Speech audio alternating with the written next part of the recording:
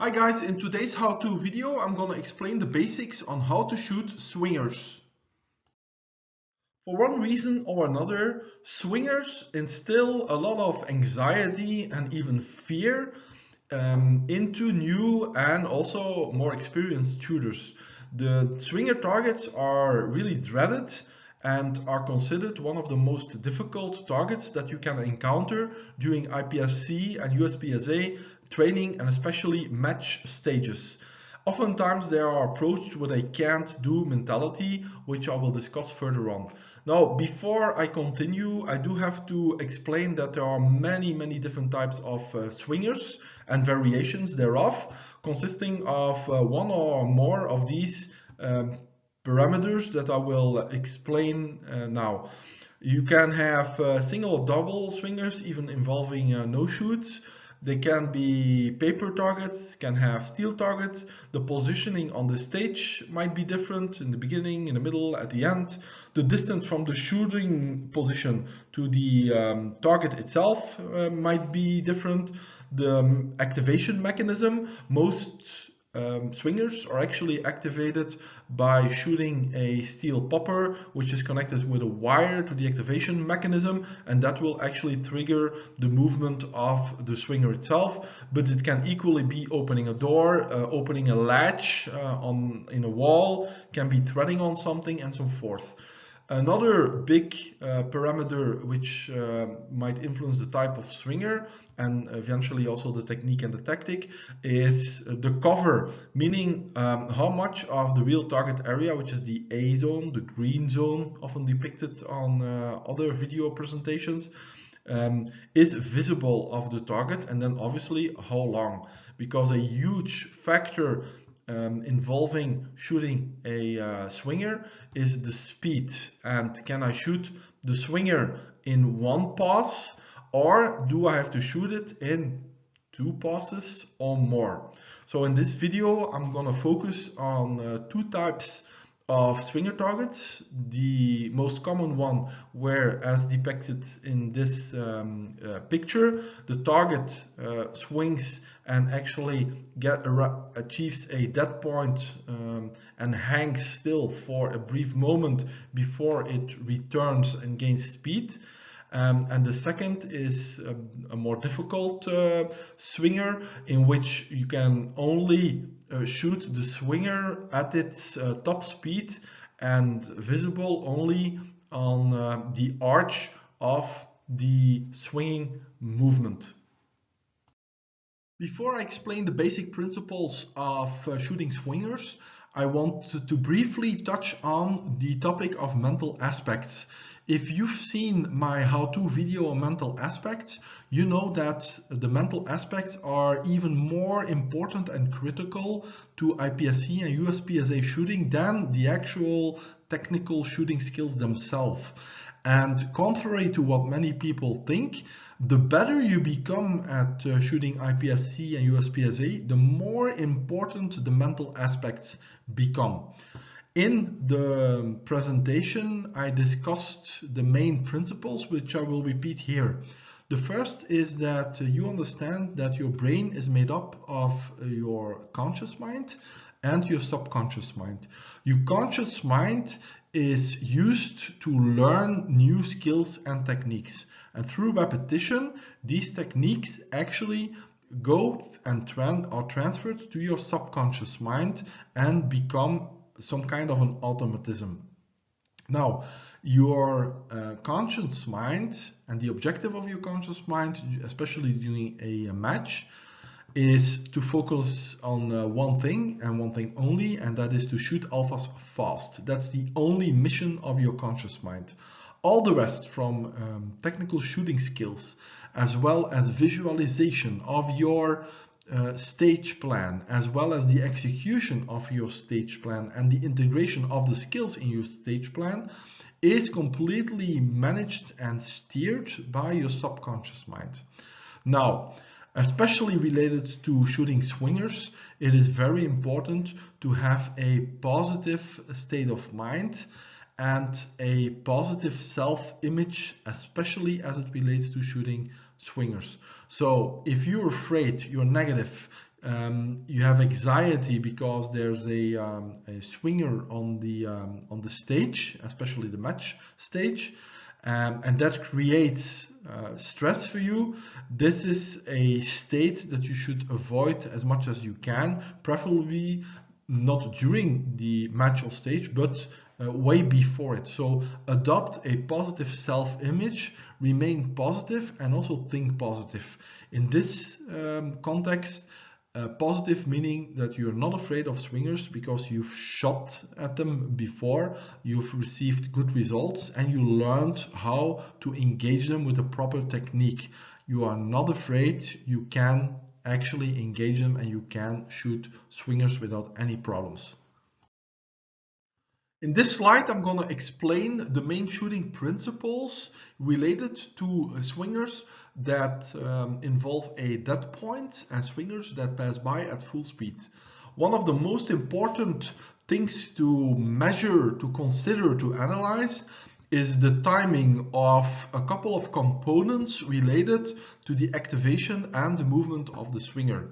Obviously, one of the first things to analyze is how is the swinger activated and how can you see the target. In most training and match stages, the swinger is activated by shooting a steel popper. Now, as soon as you activate the popper, the swinging target will appear. And the first thing that you have to analyze is the timing from downing the popper until you can actually see the target and have a clear view to get an acceptable side picture on the real target area and your overall window of opportunity to actually engage the target.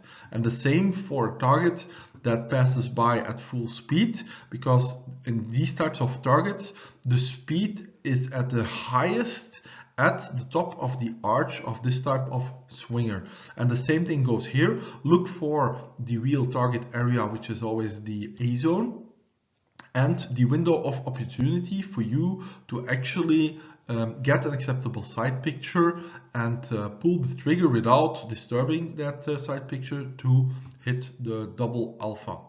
Now, the type of target is important. As I discussed earlier, steel or paper. In these examples, they're actually paper targets. The window of opportunity consists of two things. First of all, the speed at which the swinger actually moves and whether or not there's a dead point. Now, this is not relevant for these types of swingers, but it is relevant for these types of swingers. And then, based on your own ability, how fast can you place a controlled pair on the respective targets? Depending on the speed at which the activation mechanism is operated and the speed of the swingers themselves, you have to analyze whether or not there is still a possibility to in between passes, you are able to shoot other steel or paper targets in the immediate vicinity, because again, our objective is to shoot a maximum number of points per second. So every second that you are wasting and not engaging targets is impacting in a negative way your overall performance. Another very important point to discuss is that, and you see this happening from time to time on training stages and even on match stages, is people will start to chase the target with a gun, and then you will actually see the shooter going back and forth with his or her gun, or here on the side the same thing is going up and down. This is an inefficient way of trying to shoot the target. It's much better in your, especially in your walkthrough, to analyze whether or not there is a dead point, how long that dead point remains, and how fast the target moves back behind the barricade. And the same goes for swingers that pass by at full speed indicate the window of opportunity and the area for you to actually focus on, get an acceptable side picture on, and engage. But I will explain this further down in the presentation.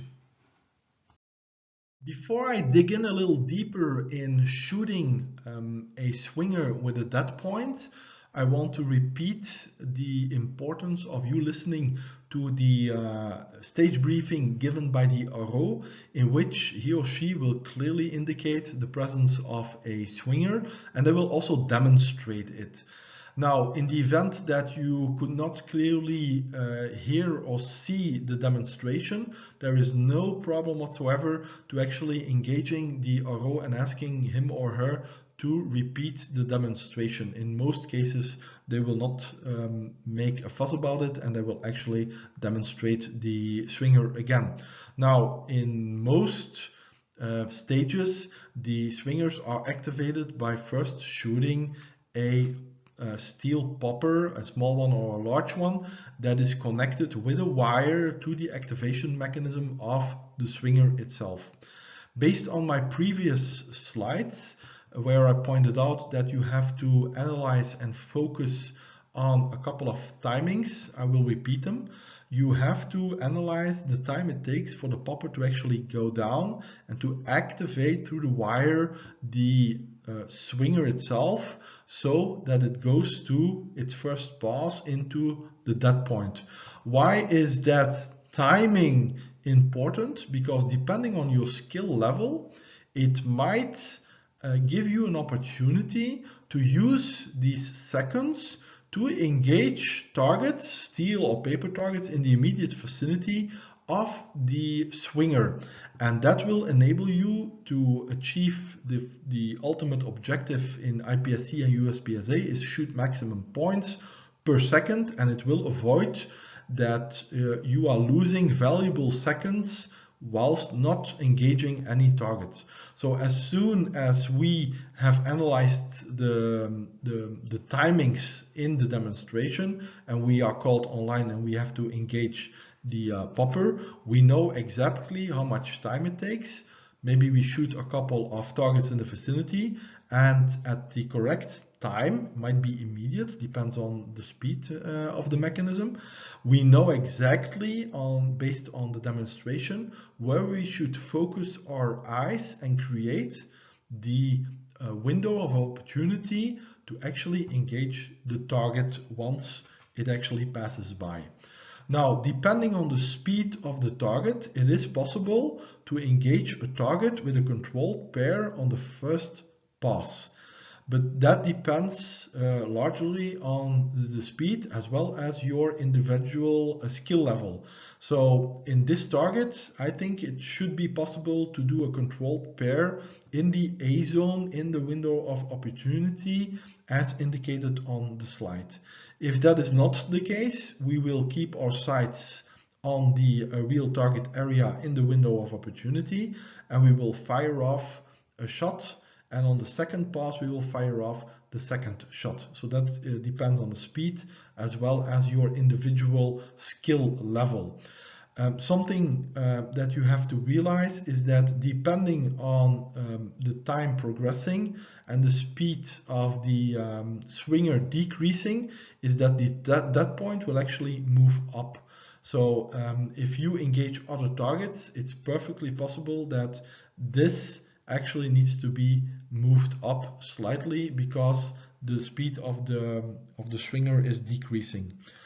Another way to shoot this target is to consider the motion and to fire off our first shot when it is really at its dead point, and to then slightly move up and fire our second shot when the swinger starts to move again, also achieving our double alpha on the target. That's another variation which I recommend that you try in a dry or live fire setting. In this slide, I will discuss the techniques on how to shoot a swinger that actually moves from one dead point to another dead point and is only visible at top speed at the top of the arch whilst moving from one side to another. Again, I stress the importance of paying good attention during the demonstration, during the stage briefing, for you to analyze the time for the popper to go down, activate the mechanism, and the swinger actually showing itself. These timings you actually must analyze, again, depending on the setup and depending on your skill level, to see whether or not you can engage other targets in the vicinity and not losing valuable seconds waiting for the swinger to pass by. Now, in this case, that's not relevant. It's the mechanism is actually fast, and once we've shot the popper, it will activate the swinger, and we know based on the demonstration where we need to focus our eyes and create that window of opportunity to acquire our side picture once the swinger is actually passing by. Now you will see that the swinger actually moves fairly fast, so shooting a controlled pair on one pass will be very difficult. So at least we would require 2 passes to have 2 alphas in the real target area, the A zone. Now here it is very important to consider the action reaction of your brain, you pulling the trigger and firing of the shot, and the motion of the swinger, which means that if you wait for the swinger to actually arrive in the middle of the window of opportunity and you fire your shot, the swinger will actually have passed by and you will have at least 1 mic, and if you shoot and repeat this twice, you will have 2 mics. So the moment for you to pull the trigger is just before the swinger actually arrives in the window of opportunity. So if you wait until for pulling the trigger when the swinger is actually in the window, then you're too late. So you have to pull the trigger just before the swinger hit the center of the window of opportunity to acquire your acceptable side picture and to pull the trigger to achieve your shots. If you missed one, for example, and you realized it through shot calling, again, don't be stressed out and don't start chasing the target. Remain fixed on that point and that window of opportunity and consider the motion. Pull the trigger just before it actually enters the window of opportunity, and this will enable you to fire off 2 shots on 2 passes, acquiring the double alpha. As a conclusion, I hope you understand that there's no reason for you to be fearful and afraid to shoot swingers. Adopt a positive mindset and a can-do mentality, and try as much as you can to learn, understand, and practice shooting swingers outside of match environments. You should never arrive at a match without, in your dry and live fire training, ever have shot a swinger. So do your dry and live fire training. You can do that in a virtual manner and in a physical manner. The virtual manner, I refer you to my dry fire playlist on my YouTube channel, for which I will also post a link in the description below. On which there are loads of videos by third parties that help you train shooting different types of swingers: IPSC-USPSA, fast moving, slow moving, top of the arch with dead point, without dead point, combined swingers, and so forth and so forth. And they are a great tool and resource to actually program your and train your subconscious mind. Another way to train shooting on swingers is to invest, for example, in a dry fire swinger setup, here represented by double alpha, which is also a great resource to train shooting swingers in the real world. I hope this helps.